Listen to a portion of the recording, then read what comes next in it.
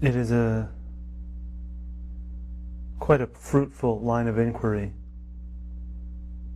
to look at the axiom, the Hermetic axiom, that most people know is as above, so below, as within, so without. What that's speaking about is not that they're the same, because my interior life will always be interior compared with my external life, but that they are co-arising.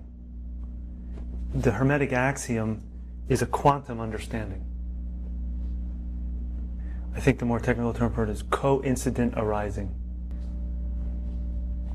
Kind of in a humorous way, another way to think about, to understand this, the axiom, is to say it's the answer to the ego's question, why do something we don't know?